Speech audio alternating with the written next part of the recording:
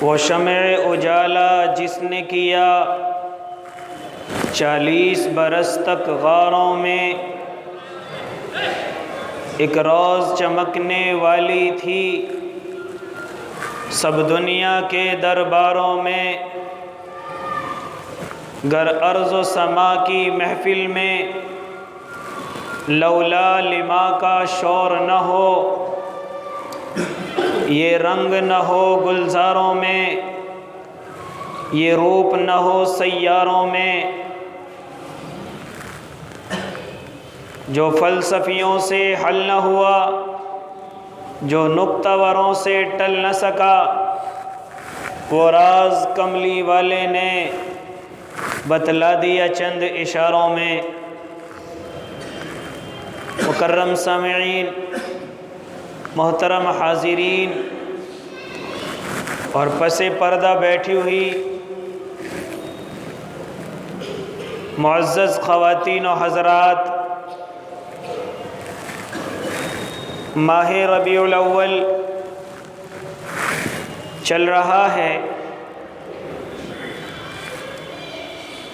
یہ بہاروں والا مہینہ ہے۔ ربیع کے معنی بہار کے آتے ہیں اور اول پہلے کو کہتے ہیں، یعنی پہلی بہار۔ اور یہ مہینہ اس وجہ سے بھی مقدس اور مکرم ہے کہ اس میں میرے اور آپ کے آقا محمد الرسول اللہ صلی اللہ علیہ وسلم اس دنیا کے اندر تشریف لائے۔ میں سمجھتا ہوں کہ آج کی اس محفل میں اس محبوب کا تذکرہ کر لیا جائے، اس کی نام کو لے کر اپنی زبانوں کو، اپنے کانوں کو ایک تازگی بخشی جائے۔ حالانکہ جس کلام میں، جس بیان میں اس مقدس ہستی کا تذکرہ نہ ہو، وہ بیان میں سمجھتا ہوں ادھورا ہے، ناقص ہے، کیونکہ زندگی کے ہر لمحے کو، ہر شعبے کو گزارنے کا طریقہ اور سلیقہ وہ بتا کر کے، دکھا کر کے، سمجھا کر کے چلے گئے۔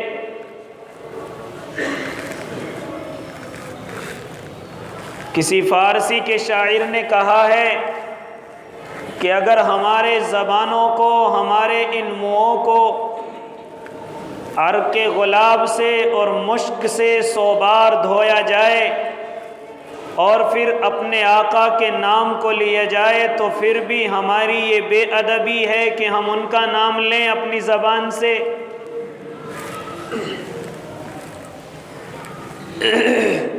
کیونکہ دنیا کے اندر جتنی بڑی بڑی معزز ہستیاں آئی، جتنے بڑے جرنیل اور کرنیل اس دنیا کے اندر آئے، جتنے بڑے سخی اور ولی اس دنیا کے اندر آئے، میرے اور آپ کے آقا پر ان کی سخاوت ختم ہو گئی، ان کی شجاعت ختم ہو گئی، ان کی صداقت ختم ہو گئی، ان کی فصاحت اور بلاغت ختم ہو گئی۔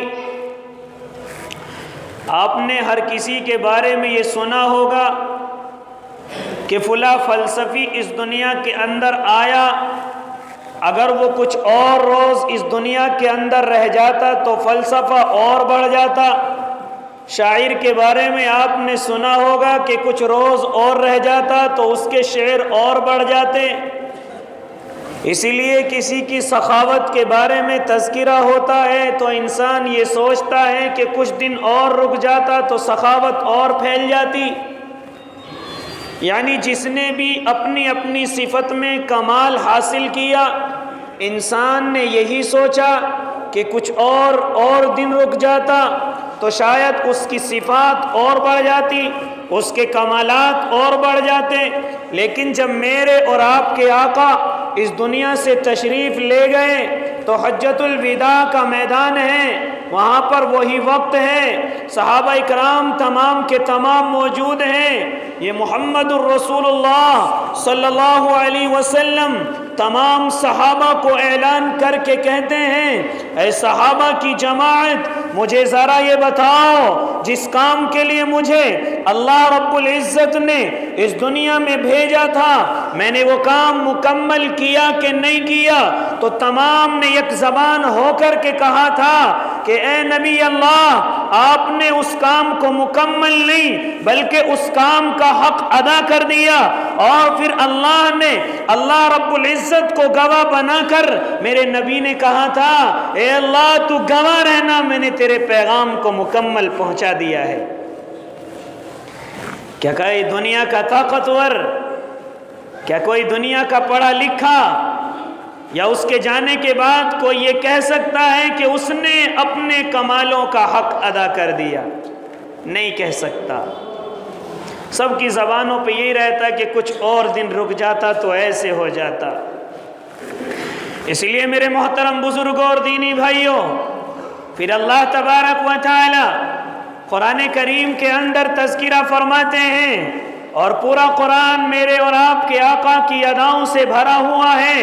حضرت عائشہ رضی اللہ تعالی عنہ سے کسی نے معلوم کیا کہ آپ کے اخلاق کیا ہیں، آپ کی زندگی کیا ہے، تو ارشاد فرمایا گیا کیا قرآن نہیں پڑھتے، کیا قرآن کی تلاوت نہیں کرتے؟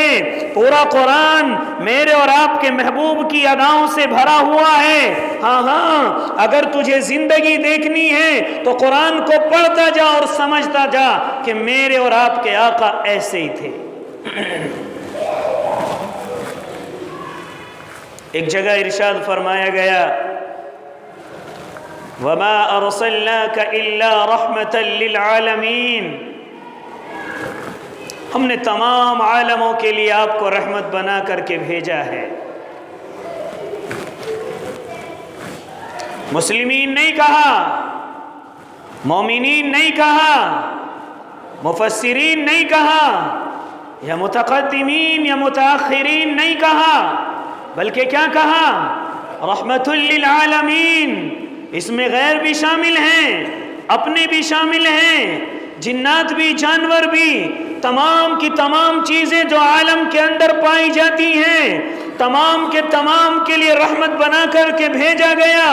اور کیوں نہ ہو وہ جانوروں کی بولیاں سمجھتے ہیں، راستے میں جا رہے ہیں، ایک اونٹ آ کر کے قدموں میں گرتا ہے، کچھ کہتا ہے، میرے اور آپ کے آقا اس اونٹ کے مالک کو بلاتے ہیں اور ارشاد فرماتے ہیں کیا تو اونٹ پر ظلم کرتا ہے، اس سے زیادہ کام لیتا ہے، اس کو چارہ کم کھلاتا ہے، لہٰذا آج سے سدھر جاؤ، چارہ زیادہ کھلانا ہے، کام کم لینا ہے۔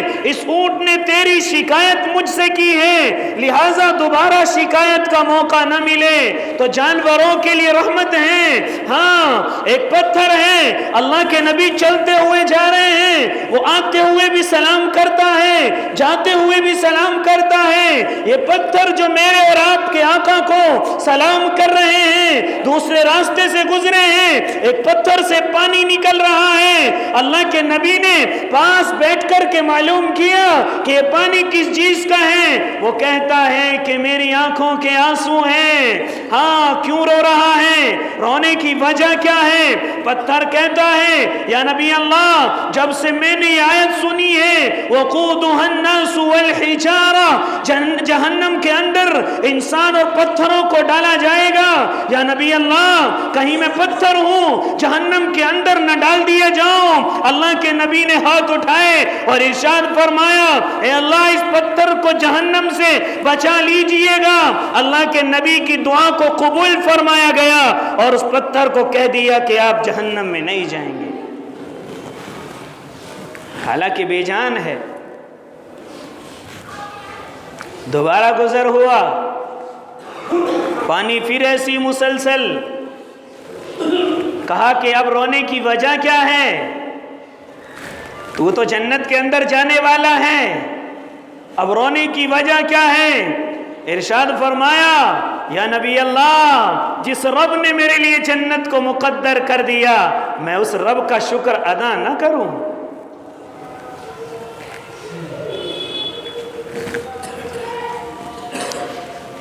ہر چیز کے لیے رحمت ہے، ہر چیز کے لیے رحمت ہیں، عورتوں کے لیے بھی رحمت ہیں، بوڑھوں کے لیے بھی رحمت ہیں، جوانوں کے لیے بھی رحمت ہیں، بچوں کے لیے بھی رحمت ہیں۔ وہ کیسے؟ جب آپ اس دنیا میں تشریف نہیں لائے ہیں تو آپ نے دنیا کے حال کو دیکھا ہے، زمانے کے حال کو دیکھا ہے، عورتوں پر ظلم کی تعداد کو دیکھا ہے، مطلقہ پر ظلم کس طرح ہوتا ہے، اس کی پیدائش کو یہ اپنی ذلت سمجھتے ہیں۔ عورت کو کوئی چیز نہیں گردانا جاتا، اگر وہ مطلقہ ہو گئی تو محلے سے دور کر دیا گیا، اگر وہ حیض اور نفاس کی حالت میں ہے تو اس کو اپنے سے دور کر دیا گیا، اور اس کی پیدائش کو اپنے لیے ذلت سمجھتے ہیں۔ ہاں، عورتوں کو کوئی عزت نہیں، کوئی وقار نہیں، کوئی عظمت نہیں۔ جب میرے اور آپ کے آقا آئے ہیں، ارشاد فرمایا کہ وہ لوگوں جس کے یہاں پر 2 یا 3 بچیاں پیدا ہوں گی اور انہوں نے اس کی پرورش کی، اس کو بڑا کیا اور پھر یہاں تک کہ نکاح کر دیا، تو وہ جنت میں میرے ساتھ اس طرح ہوگا جس طرح یہ 2 انگلیاں ہیں۔ بچیوں کی پرورش کی، ان کو بڑا کیا، پھر ان کے بعد ان کا اچھا خاصا نکاح کر دیا۔ جانتے ہو جنت میں میرے ساتھ ایسے ہوگا، یہ میں، یہ وہ ہے۔ جب بوڑھوں کی باری آئی ہے، زمانے میں بوڑھوں کا کوئی عزت وقار نہیں تھا، کوئی عظمت نہیں تھی۔ ہاں، اور آج بھی نوجوان اپنے بوڑھوں کی مذاق بناتا ہے، ان سفید داڑھی والوں کی مذاق بناتا ہے۔ یہ جب اپنے تجربے سے کوئی بات بتاتے ہیں تو ہنس کر کے چلا جاتا ہے، ان کے پاس بیٹھنے کو اپنا عیب سمجھتا ہے، حالانکہ پہلے کے نوجوان اپنے بوڑھوں میں بیٹھ کر عقلوں کو بڑھاتے تھے، تجربوں کو بڑھاتے تھے، اور آج ان کے پاس نہیں بیٹھتا۔ تو سینماؤں میں ملے گا، تو کھیل کے میدانوں میں ملے گا، تو اور الٹی سیدھی جگہوں پر ملے گا۔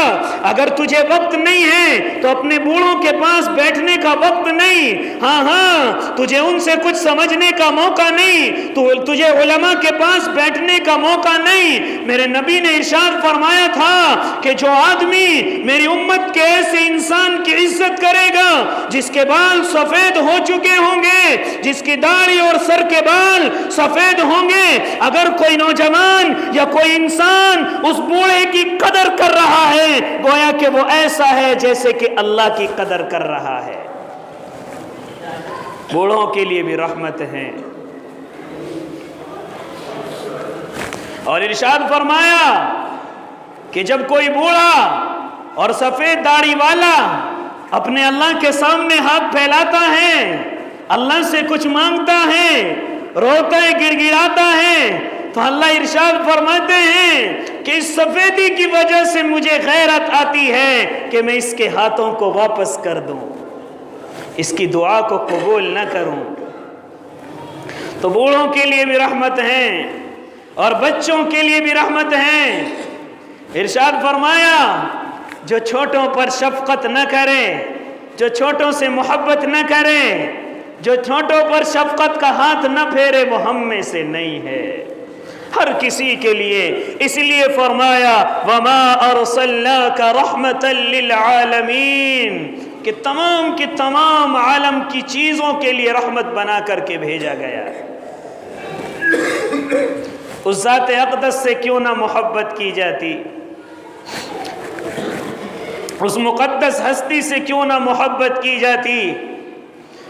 آج ہمیں وقت نہیں ہے ان کی سنتوں پر عمل کرنے کی، آج ہمارے پاس وقت نہیں ہے ان کی سنتوں کو یاد کرنے کی، سمجھنے کا۔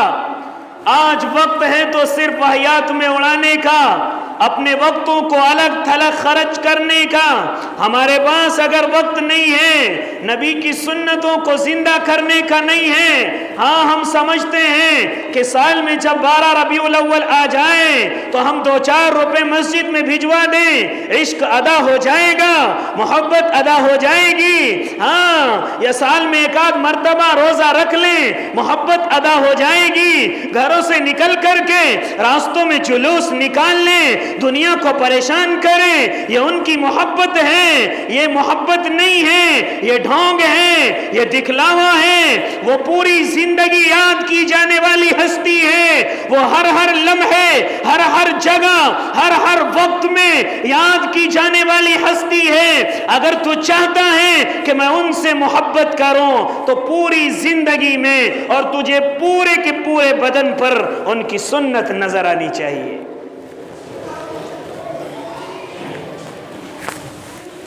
میرے محترم بزرگوں اور دینی بھائیوں،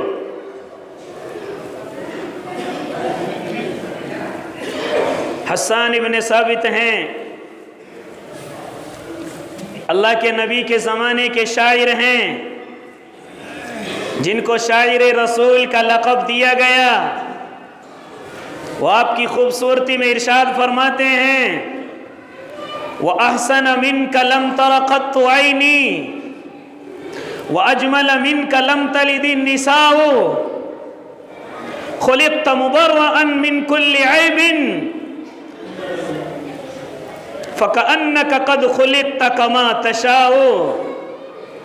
اے اللہ کے محبوب، آپ کو اتنا حسین و جمیل پیدا کیا گیا کہ آج تک ایسا حسین و جمیل کسی کی ماں نے جنا نہیں، کسی آنکھ نے دیکھا نہیں، اور آپ کو دیکھ کر کے ایسا لگتا ہے کہ شاید آپ کو آپ کی مرضی سے پیدا کیا گیا ہے۔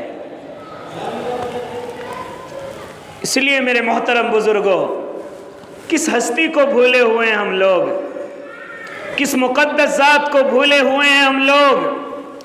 کیوں ہمارے بدن سے، ہمارے کپڑوں سے ان کی بو نظر نہیں آتی؟ کیوں داڑیاں کٹانا ہم ایک عیب نہیں بلکہ ایک ہنر سمجھتے ہیں؟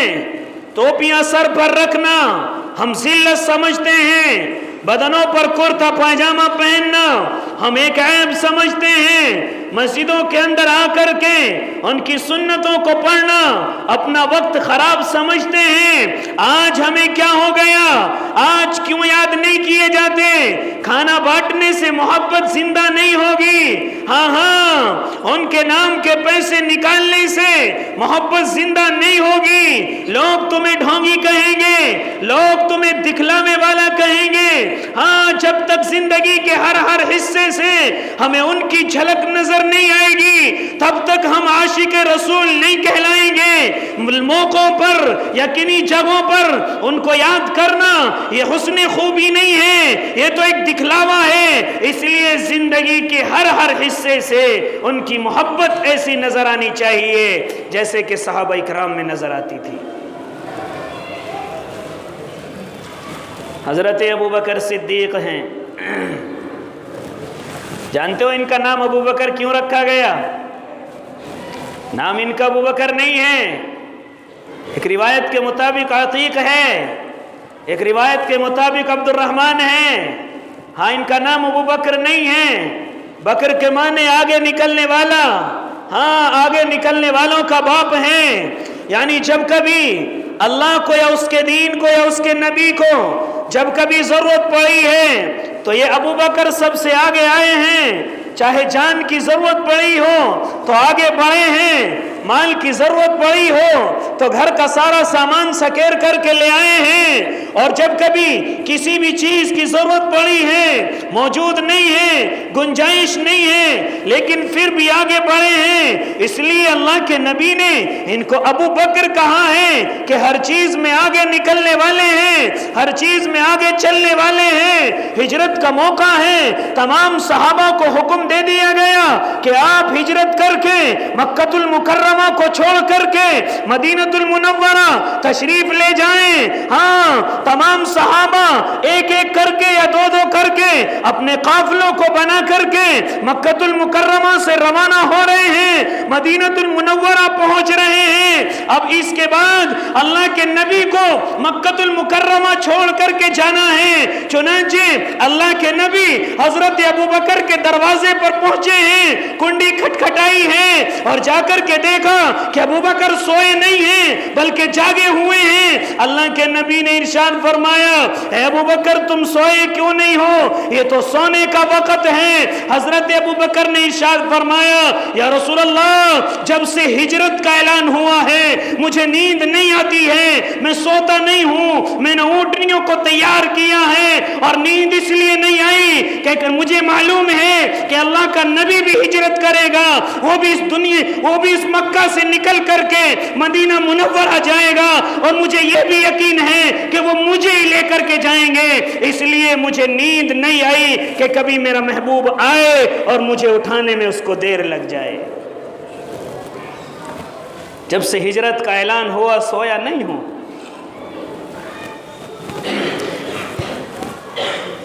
کہاں تک عشق رسول کی باتیں کریں گے ہم لوگ؟ صرف باتیں ہی ہیں زبانوں پر، صرف باتیں ہی ہیں۔ ابھی نماز جمعہ کے فرض ادا ہو جائیں گے، سنتوں کو پیروں میں روند کر کے ایسے بھاگیں گے جیسے مسلمان نہیں ہیں، جیسے سنتوں کو جانتے نہیں ہیں، یا جیسے ان کو پتہ نہیں کہ جمعے کے بعد کی بھی سنتیں ہیں، جیسے ان کو معلوم نہیں کہ سنتیں بھی پڑھی جاتی ہیں۔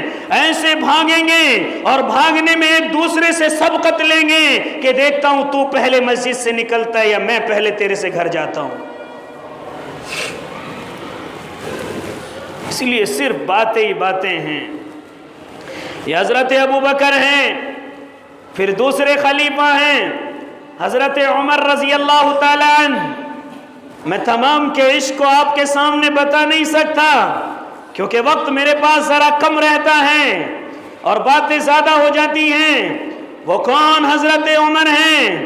جب اللہ کے نبی نے اعلان کیا ہے تو گھر کا آدھا مال لے کر کے پہنچے ہیں، اور جب کبھی آپ نے واقعے سنے ہوں گے، اگر کسی نے اللہ کے نبی کے سامنے زبان درازی کرنے کی کوشش کی ہے تو عمر کی تلوار سب سے پہلے نکل کر کے آئی ہے۔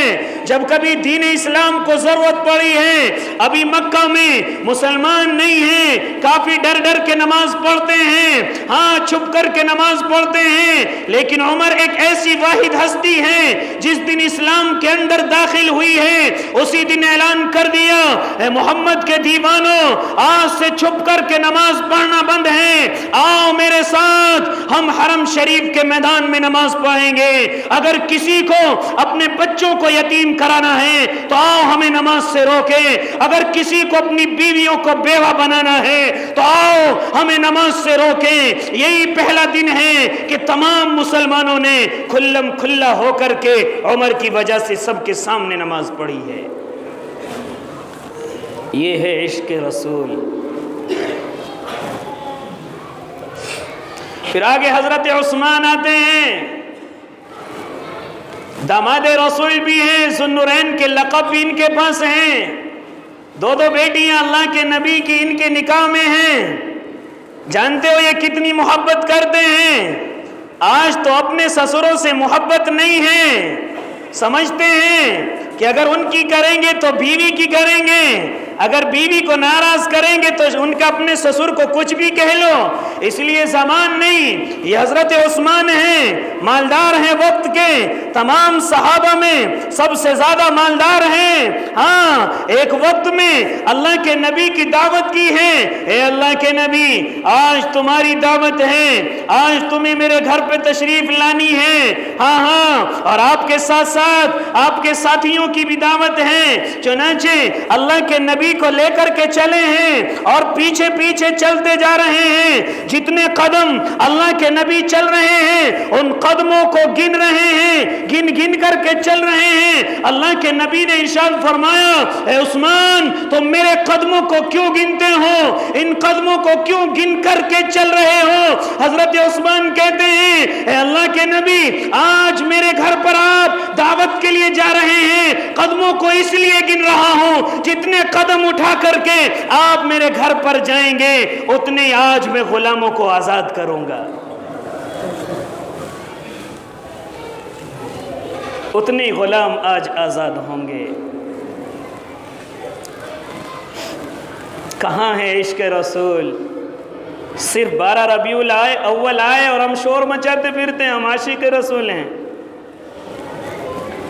اس لیے میرے محترم بزرگوں، اس ڈھونگ کو ختم کر کے اصل زندگی میں عشق رسول کو لے کر کے آئیں۔ خالی 12 ربیع الاول نہیں، یہ ہم نے تہوار بنا لیا، ایک طرح کی عید بنا لی ہے۔ حالانکہ میری اور آپ کی شریعت میں تو صرف 2 عیدیں ہیں جو اللہ کے نبی سے ثابت ہیں، اور صرف اسی دن میں ہم اپنے جلوس کرتے ہیں، جلسے کرتے ہیں، ایک دو تقریریں سن کر کے سوچتے ہیں ہم عاشق رسول ہو گئے، اب پوری زندگی داڑیاں کٹائیں گے، پوری زندگی سودی کاروبار پھیلائیں گے، اب پوری زندگی کے لمحوں میں جھوٹ اور دھوکہ دیں گے، بڑوں کی عزت نہیں کریں گے، چھوٹوں پہ شفقت نہیں کریں گے، عورتوں پر ظلم کریں گے، پڑوسیوں کے حقوق دبائیں گے، ہاں علماء کی قدر نہیں، اللہ والوں کی قدر نہیں، اب کسی کی قدر نہیں۔ کیوں؟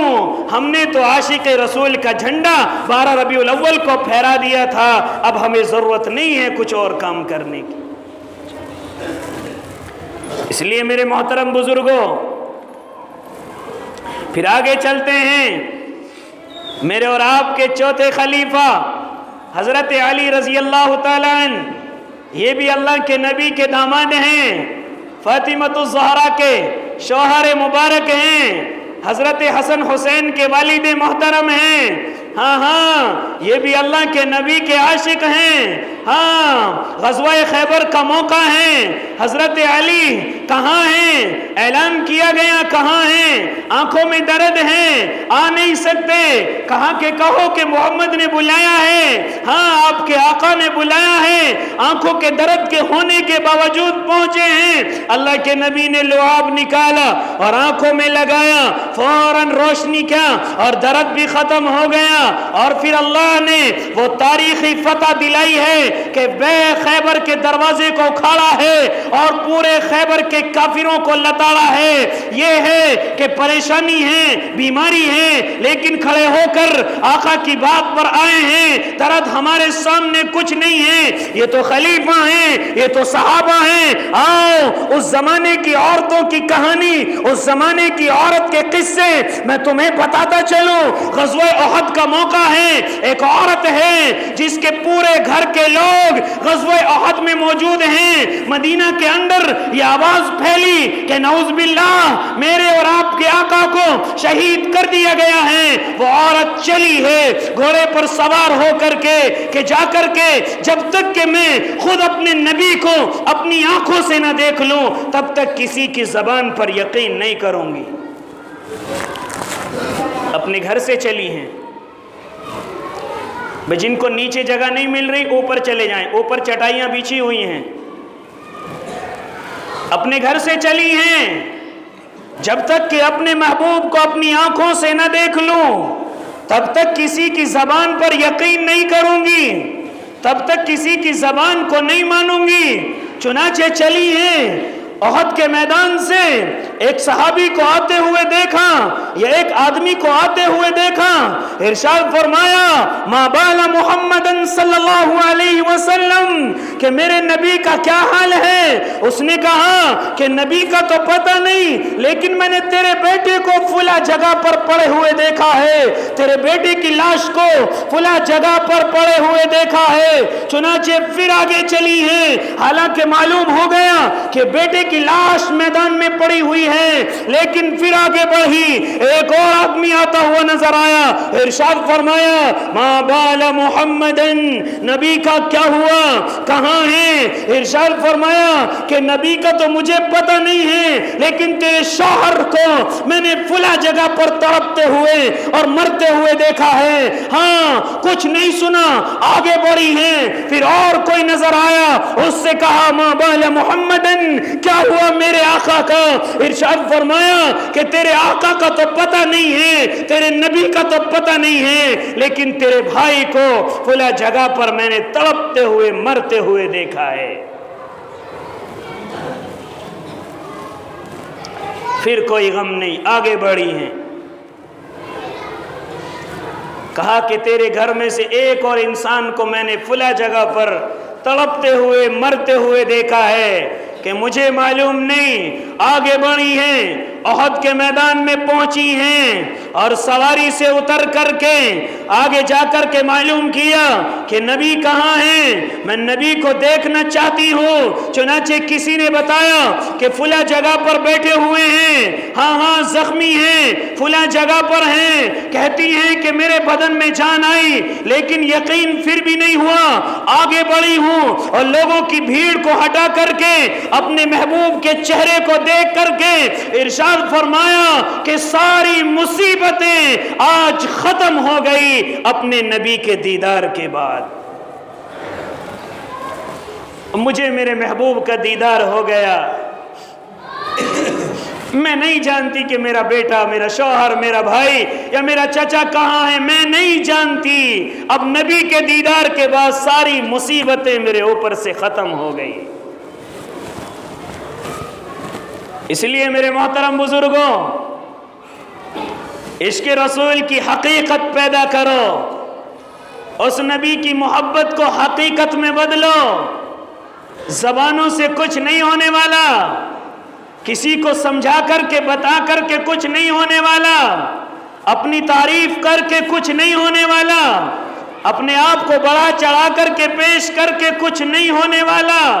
اس لیے اگر کرنی ہے تو حقیقت کرو، جھوٹ نہیں، دھوکہ نہیں، ڈھونگ نہیں، لوگوں کو دکھلاوا نہیں میرے محترم بھائی، حقیقت میں پیدا کرو۔ ہاں آپ کہیں گے کہ یہ تو صحابہ کی باتیں ہیں، یہ تو صحابہ کی باتیں ہیں، یہ تو بڑی اونچی باتیں ہیں۔ ہاں وہ تو صحابہ تھے جو عمل کر کے چلے گئے۔ اگر میں ابھی علماء دیوبند کا تذکرہ چھیڑ دوں، اپنے علماء کا تذکرہ چھیڑ دوں، تو یقیناً آپ کو معلوم ہو جائے کہ ان کے اندر بھی کتنا عشق تھا۔ اور جاؤ، وہ تو اکابر تھے۔ آؤ، انگریزوں کے زمانے میں یہ جامع مسجد ہے جو دہلی میں آج بھی موجود ہے۔ ہاں کبھی زمانے میں انگریزوں کے قبضے میں یہ پورا خطہ ہوا کرتا ہے، اور آپ نے دیکھا ہوگا کہ آج بھی انگریزی قوم اس کو دیکھنے کے لیے آتی ہے، اس کو دیکھنے کے لیے آتی ہے۔ ہاں ایک انگریز آیا ہے مسجد کو دیکھنے کے لیے، ایک فقیر بیٹھا ہوا مانگ رہا ہے، اس نے مانگنے کے ہاتھ اٹھائے، انگریز نے اس کو کچھ پیسے دیے ہیں اور دینے کے بعد وہ مسجد سے رخصت ہو گیا، لیکن گھر پہنچا تو اس کا پرس اس کی جیب سے غائب تھا۔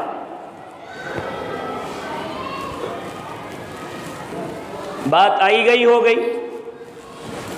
انگریز کی بیوی نے کہا کہ تم تو مسجد دیکھ کر کے آ گئے، بڑا نام سنا ہے، ذرا مجھے بھی دکھا کر کے لاؤ۔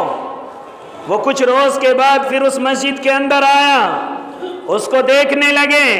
وہ بیچارہ فقیر جو مانگنے کے لیے بیٹھا ہوا تھا، وہ فوراً اس انگریز کو دیکھ کر کے کھڑا ہو گیا اور اپنی جیب سے پرس نکال کر کے دیا کہ فلاں وقت میں جب آپ مجھے پیسے دے رہے تھے یہ پرس آپ کی جیب سے نکل گیا تھا۔ میں نے بارہا سوچا کہ اس پرس کو چرا لوں، اس کے پیسوں کو نکال لوں، لیکن نہیں۔ پھر مجھے ایک خیال آیا کہ کل قیامت کے میدان میں ہر امت اپنے نبی کے پیچھے ہوگی، میں بھی اپنے نبی کے پیچھے ہوں گا اور تم بھی اپنے نبی کے پیچھے ہوں گے۔ ہاں حساب اور کتاب ہوگا۔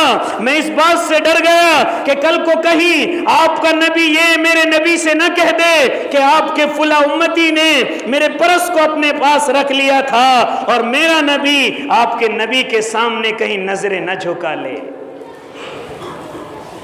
اس لیے میرے محترم بھائی، ان زبانوں کو دلوں میں لے کر کے آؤ، اپنے آپ بھی سمجھو، اپنی گھر کی عورتوں کو بھی سمجھاؤ، اصل دین کو پیدا کرو، امت بنو، اپنے آپ میں فرقے نہ بناؤ، اپنے آپ میں برادریوں میں اپنے آپ کو نہ بانٹو، اپنے آپ کو طاقت کے بلبوتے پہ نہ جمع کرو۔ نہیں، ہم سب کے سب امتی ہیں، کوئی فرقہ نہیں، کوئی برادری نہیں، کوئی بڑا چھوٹا نہیں۔ ہاں سب کے سب ایک ہیں. ان اکرمکم عند اللہ اتقاکم، اللہ کے نزدیک تو مکرم وہ ہے جو سب سے بڑا متقی ہے، جو سب سے زیادہ پرہیزگار ہے. اللہ مجھے بھی اور آپ کو بھی عشق نبی کا سچا مطلب سمجھ کر کے اس پر عمل کرنے کی توفیق مرحمت فرما دیں. جنہوں نے سنتیں نہیں پڑھی وہ سنتیں پڑھ لے. وآخر دعواہم الحمدللہ.